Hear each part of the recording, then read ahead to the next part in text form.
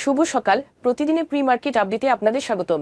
সূচক 5.66 পয়েন্ট বা 0.11% সামান্য কমে 5,202 পয়েন্টে স্থির রয়েছে। বাজারের লেনদেনের পরিমাণ ছিল 497 কোটি টাকা, যা আগের দিনের তুলনায় 3.03% বেশি।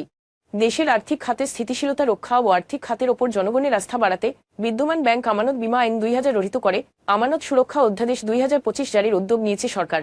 অধ্যাদেশের উদ্দেশ্য বাস্তবায়নে সরকার আমানত সুরক্ষা ব্যবস্থা প্রতিষ্ঠা করবে এবং বাংলাদেশ ব্যাংক আমানত সুরক্ষা কর্তৃপক্ষ আমানত সুরক্ষা বলতে অধ্যাদেশে বলা হয়েছে, কোনো প্রতিষ্ঠান অবসায়নের ক্ষেত্রে এর আমানতকারীদের সুরক্ষিত আমানত পরিশোধের নিশ্চয়তা প্রদান এবং আমানত সুরক্ষা ব্যবস্থা মানে আমানত সুরক্ষার জন্য কার্যকরী পদ্ধতি। 2023 সালের এপ্রিল থেকে জুনের মধ্যে সোনালী লাইফ ইন্স্যুরেন্সের শেয়ার কারসাজির জন্য 5 জন ব্যক্তিকে 2.73 কোটি টাকা জরিমানা করেছে বিএসইসি।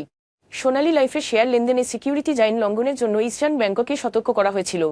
বিদ্যুৎ ক্রয় চুক্তি নবায়ন না করা, প্লান্টের কার্যক্রম কমানো এবং কর ব্যয় বৃদ্ধির কারণে সামিক পাওয়ারের নিট মুনাফা 37% কমে 114.56 কোটি টাকা দাঁড়িয়েছে।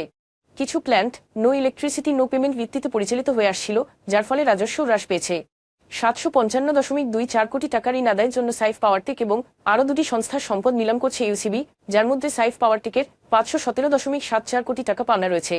24 এপ্রিল অনুষ্ঠিত এই নিলামে নারায়ণগঞ্জ এবং চট্টগ্রামের বন্ধকি জমি অন্তর্ভুক্ত থাকবে। এখন এ পর্যন্তই। বিকেলে আবারও আসছে ডেইলি মার্কেট আপডেট নিয়ে, সে পর্যন্ত আমাদের সঙ্গেই থাকুন। ধন্যবাদ।